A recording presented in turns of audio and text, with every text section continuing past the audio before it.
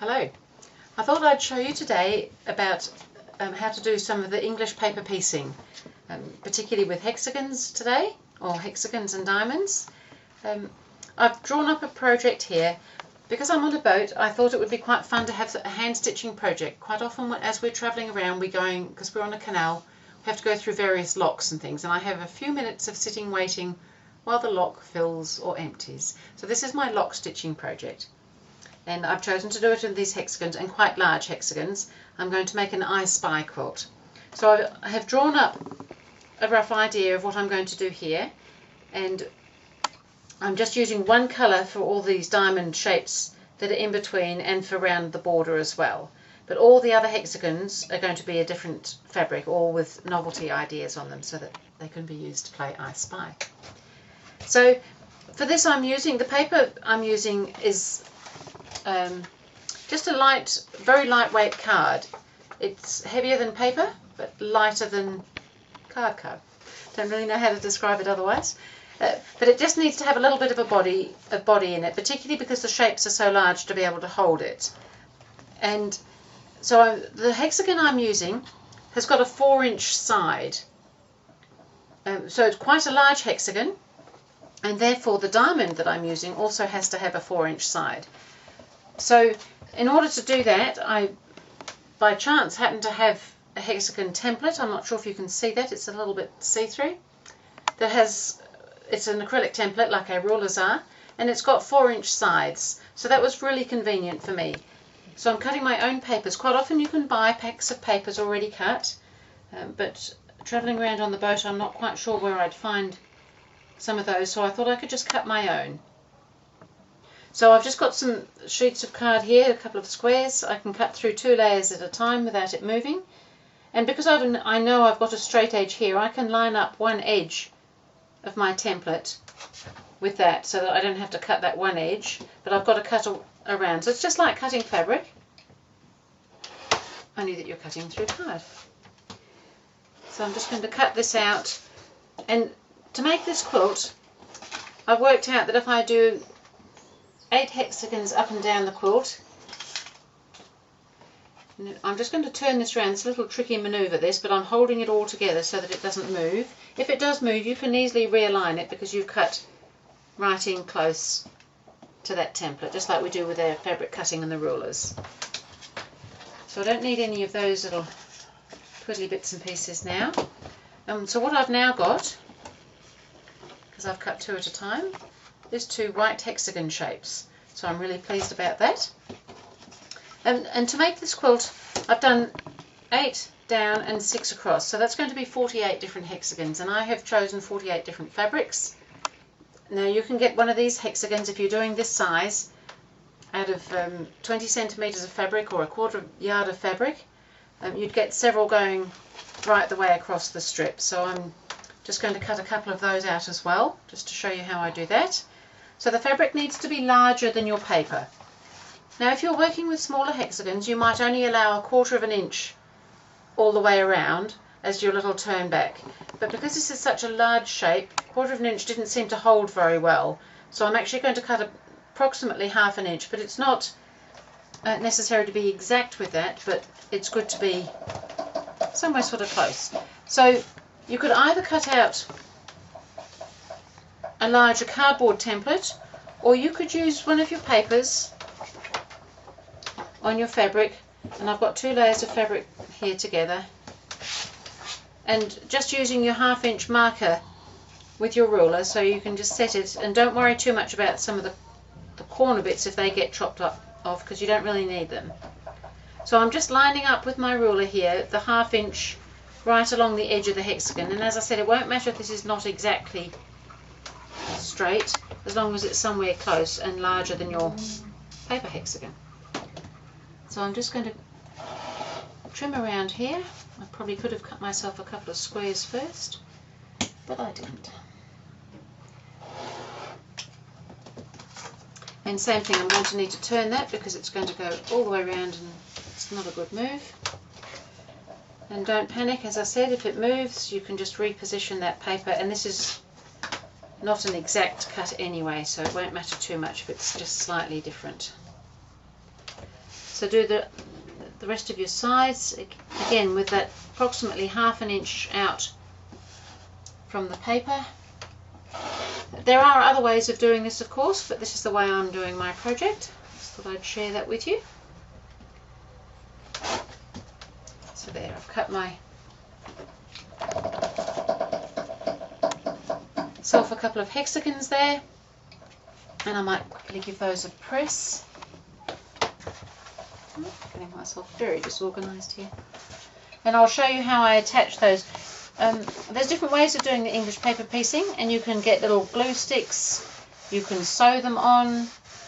There's kind of any number of different things that you can do in the way of attaching the papers. You need the papers attached to the fabric, because then we're going to be hand sewing the fabric together. So this is a hand sewing project, this particular one.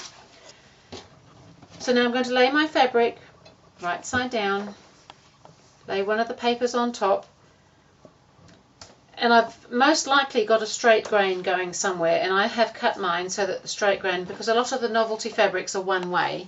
I found that was another thing to just keep an eye on, that your fabrics are going the right way for the hexagons, and these are going to be stacked with the straight edge joining. So I'm just going to finger press that top fold over about against the card so that you can feel it. So it is about a 1/2 inch, because that's the way we've cut it. And I'm going to turn that round and hold that in place. And now just again finger press the other opposite edge along the straight grain. It's kind of easier to get it working if you do it that way. And then I'm just going to glue these on. Now you could hand tack these on, but I've got this wonderful Quilter's Choice basting glue here, which I thought I'd try rather than hand sewing them all on. I'm not really a big hand sewer, so it's all a bit of a challenge for me to be doing all this anyway. And so it's got a really fine nozzle, and you only want just a very small amount of this basting glue. So this is like a no more pins type thing. You can join fabric together. It washes out, it doesn't leave any marks, and I'm just gluing the turn back down onto my paper there. And now I'll do the opposite side here. So again, just a thin line of glue along there. And because you've already finger pressed those lines, that'll sit over quite easily for you at the time, and that should be nice and firm. This glue is quite fast drying. But now, just to make life a little bit easier, I'm going to go back to the iron, and I'm just going to lightly press. So starting at one of the edges that I've already done, I'm going to press that over just to give me a line to follow for the gluing. And particularly because these are quite large shapes. On a smaller shape you can really just turn this over easily as you go, but a larger shape it tends to want to spring back out again. So you can see that that's all sitting quite nicely. And now I'm going to go back. So I've pretty much been ironing the sides over, going around in a circle. It kind of helps them sit at the next corner quite well. So coming back to near one of the sides I've already glued. Again, it's just gluing all the way around. So I've actually prepared all of my shapes for my quilt ahead of time. As I said, you need 48 to do something like I'm doing. This quilt's going to finish up at approximately 52 inches by 60 inches, so kind of a nice lap throw sort of quilt for a child to use, and particularly with all the fun prints that you can play games of I Spy with it. So I'm just gluing that all the way around, and I'll show you shortly how to cut the papers for the other shapes, because this quilt is, because I put the diamonds in between, we need to cut papers out. You could just applique all these, there's other ways of doing it, but to do a completely pieced with the English paper piecing method, you would piece in the diamonds and the edge bits as well. So that's that done. So that's my basting glue, and I know this later on when we take the papers out of this, that will just pop off. that isn't hard to get that off. It doesn't leave any residue, it doesn't pull away from the paper. It's going to be fine to use something like that. Now if you wanted to, you could just give it another quick press just to make sure that's all set. So there's your hexagon ready for sewing.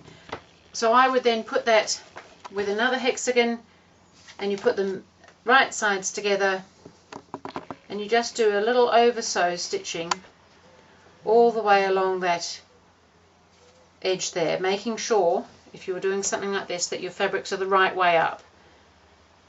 So I've actually done quite a few here already in pairs. So I've done a little tiny over sew stitch all the way along with them right sides together and a needle and thread. And so I've put mine together all so far into pairs. So it's going to be a lot of fun with this quilt. And then I've used in between, I've used all of this colour, so I can show you a bit that I've started putting together here. So I've started putting a corner. So to get the half hex, or the little portion of a hexagon along the sides, I've actually sewn or drawn a border on top of that as well.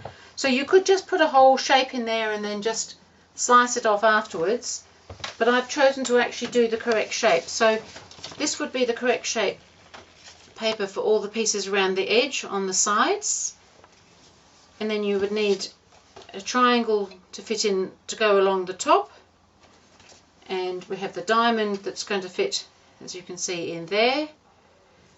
And then right in the very corner, 4 corners, you need to have that little shape there. So I'll just quickly show you how you could cut those shapes yourself. So I've got my strip of lightweight card here, and I've got my diamond. Now to do portions of hexagons, you need a 60-degree diamond, which means this angle here is 60 degrees. Now I don't often buy specific rulers, but it just seemed like a really good idea in this instance, where I'm after some fairly exact sizes and shapes. So this ruler has got various sizes marked on it, so you've got to pick the right size. We know that we want it to be the same size as the side of the hexagon, and conveniently it has a size that is the right size. So I've cut it, as it happens, this is a 3.5 inch strip of card, which is what I needed to get my angle right, because we're cutting at a 60-degree angle. So in order to get the first cut for the diamond, I'm going to line up one edge along a straight edge there, and I'm just going to cut that off at 60 degrees. Now I'm going to turn that around, and I'm going to line that up with the line that I have chosen to be the line. So the width of because I've cut this 3.5 inches, it's from a 3.5 inch strip, then I can position that. I'm not sure if you can see that, but that lines up with one of the lines on the template, and I can just cut that again at that 60-degree angle there. And that is now the right size for me to sit with my hexagons in between. And just so that you can see it better, I've done these little bits that I've already covered. This is the fabric. I'm using one fabric throughout for all my diamonds inside bits. So that's going to be like that, and I've already cut my fabrics for that. Again, you cut them larger than your paper template, again 1/2 inch all the way around, and I've already done some gluing here. So you get this little corner flap, which is fine because when you sew it in, you're not going to see any of these little bits. These bits will just all be hidden when you're sewing it in. So I'll talk about that a little bit more in a minute. So that was to get the diamond to go with the hexagon. That's great, but we've got to do this other shape to give us a straight edge down the sides. So you can see that is actually half of one of these. So this shape that we're using, this 60-degree, works because it all fits. If you were to cut 3 of these, you can't see this on here, can you? Let's have a look. 3 of these diamonds will actually make up that hexagon. So you could make a hexagon out of diamonds, 60-degree diamonds. There are different size shape diamonds. But to get this side piece, if you take one of these, we're going to cut that in half. As soon as I find my ruler, there it is. So just through from point to point, lay your ruler along point to point. This is how I've done all my shapes for this one. And I'm just going to cut that in half. And now I've already got two of those shapes, absolutely the right shape to fit in between my hexagons. How good is that? And then we might need another diamond here, so I might cut another one quickly, because I'll show you how you get the other shapes, all from this same template. So I'm going to cut another one here. I'm lining up with my marks, cut at my 60-degree angle. I've actually got two bits together there. And now for this shape along the top here, you need half a diamond cut the other way. So that ends up being this, which also you could make up a hexagon out of 6 of these, because 6 of these will fit around and give you that hexagon shape as well. To achieve that, it's half of a diamond again. Again, this time cutting through these points right across. So there's your little shapes, and they go along the bottom and they go along the top. And there's only one more shape to go in order to make a corner. So I can show you on this piece here, we've just got a fiddly little bit to give us a nice square corner up at each of the 4 corners of the quilt. And that's a little bit trickier to cut, but if you take one of these triangles, or it wouldn't really matter which one, either one, but I'm going to do it on one of these, and lay it on your board so that it sits quite comfortably. It should be 4 inches across, because that's the size that we're working on, but it would work with any combination of sizes, so that that's laying on a straight line and the middle line goes straight, so the point is up on a center line there, so that I can lay my ruler straight with that line that goes right through the point, and we know it's going straight because it's sitting straight on this line on the board. And I can just cut through there, and there I've got my corners. So for the edge of the quilt, we can have that giving us a straight corner, we can have that giving us straight sides that way, and we can have that one giving us straight edges that way. So no matter which way you do it, you just need to work with 2 shapes, really, a hexagon and a diamond. So I'm hoping that that helps you get started on your project. We'll have to see how it goes. So I've started doing a corner here. I've put one of my little tiny corners on the hexagon. I've joined the 2 hexagons together first, then I've popped a corner on, then I've sewn one of these shapes in between. So everything is just done a little bit larger, so that when you turn it over with your fabric, and these are all glued on just the same as I showed you with the hexagon. That's one of the side bits. That'll go down there, and that's the same as the corner, so that'll be the bottom opposite corner. So it's really quite good. You can prepare it ahead. You can have it in a bag ready with a needle and thread. I happen to have a very handy little tiny pair of scissors that I use when I'm traveling, and now I can just pop those in a little bag in my pocket with a couple of shapes, and when I'm sitting at the lock, I can just sit there stitching quite happily away, not worrying. The sun isn't always shining, I have to say. But that was my lock stitching project, or English paper piecing with large hexagons, and ready for an I Spy quilt. And have some fun with that.